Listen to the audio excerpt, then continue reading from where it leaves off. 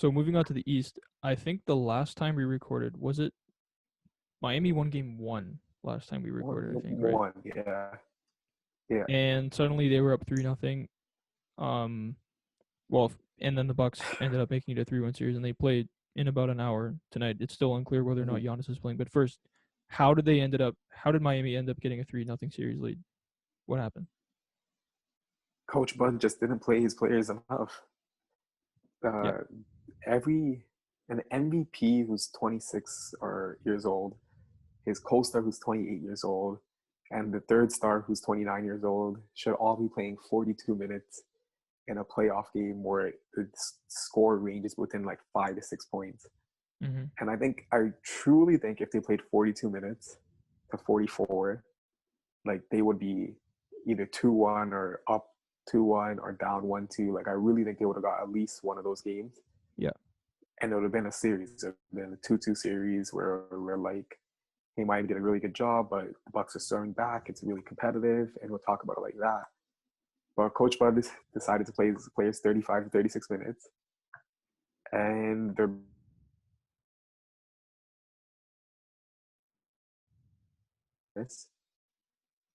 no one is aggressive until Giannis got injured.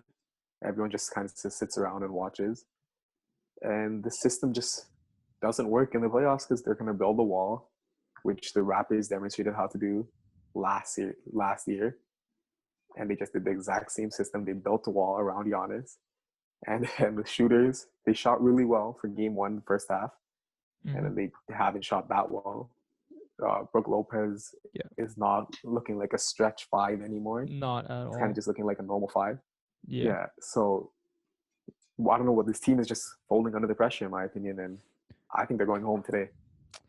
Yeah. So, I mean, Giannis caught a lot of hate when they went down 2-0, and it got even worse when they went down 3-0. Yeah. And yeah, it's obvious watching these games that if he had anything resembling a consistent jumper, he'd be able to shoot over that wall, and that would not be an effective way to stop the Bucks. But I don't think it's fair at all to put this on Giannis.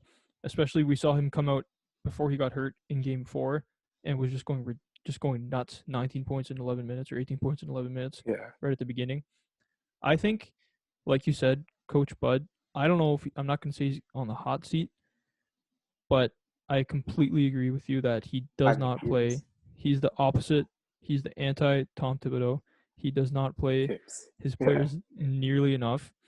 And we look at, like, if he had decided to if he were the coach of the Raptors and decided to coach that way Could be in game swept. 3, the Raptors would probably be swept right now.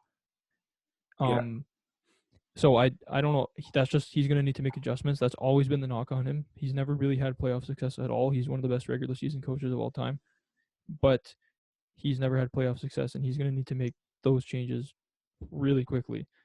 And another thing is, I think the roster just gets exposed in the playoffs. It becomes so clear that they need a second guy who can create and make his own shot on the perimeter. I just don't think Bledsoe gets it done in the playoffs. George Hill's a good shooter and a good veteran, but I don't think he's enough. And Middleton has not been aggressive enough the entire playoffs, but we finally saw that in Game 4, and that was one of the most fun games to watch for me. Yeah, but I have to put it before you like the rosters put into question. It's just the system not allowing players to do that because we've seen Brogdon, who's kind of just a catch and shoot 3-and-D guy in Milwaukee. His first year without the team, he's averaging 7 assists, uh, almost 20 points, and he with Victor Oladipo being down, he was like the main guy kind of on that Bucks team Mm-hmm. to facilitate Sabonis, Miles Turner, T.J. Warren, and he was living up to that responsibility, but he showed no flashes of that with the Bucks Yeah, because this that's fair. system, in my That's fair. opinion, and I think if Coach Bud does lose this in 5, I think if he loses today, he will not be coaching the Bucks next year. Really, But I think he will get a job. I think the 100%. Sixers.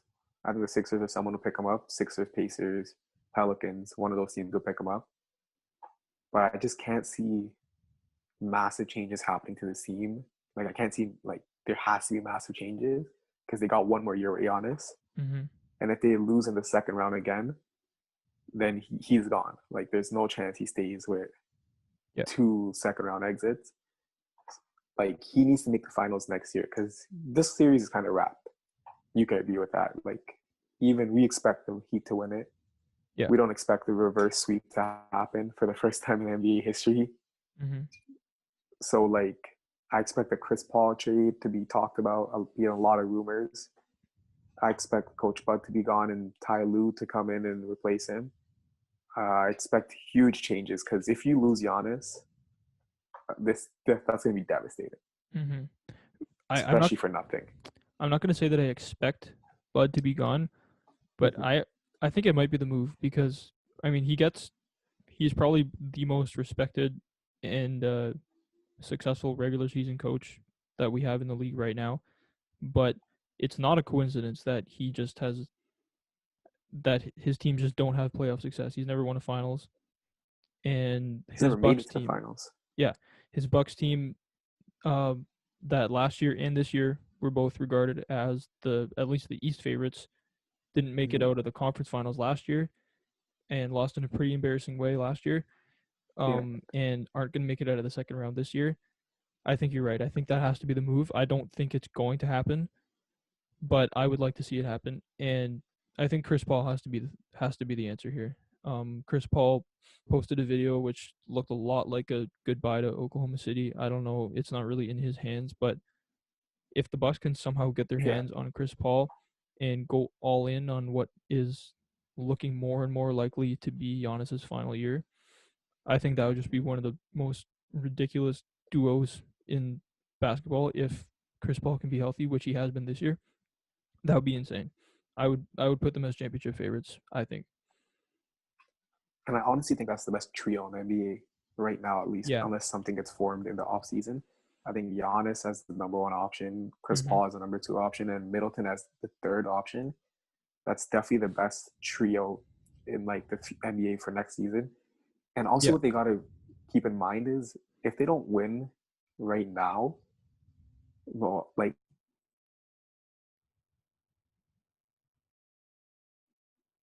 Giannis, like even if his first intention is not to leave, superstars are going to be able to try to convince him to leave.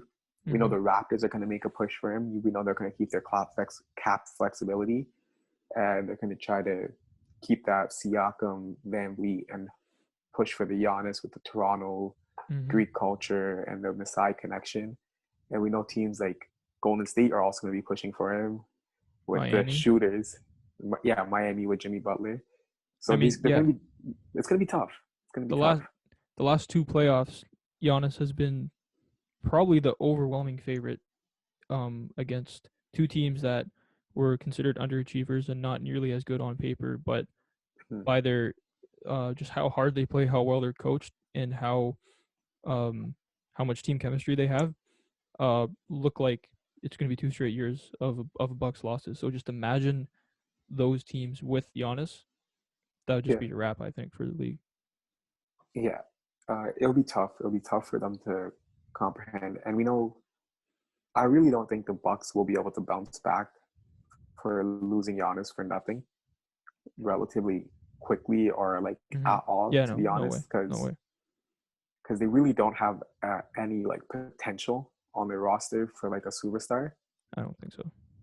Yeah, so there will be another rebuild, and financially wouldn't be the best move. So I could really see them making a balls to the wall push and getting that 40 million Yeah, Chris Paul I think they have contract. to. I think they have to. Yeah, Yeah, and but I don't think it's fair to put all this on the Bucks. I think you got to give the Heat credit because Dragic has been playing like an all-star.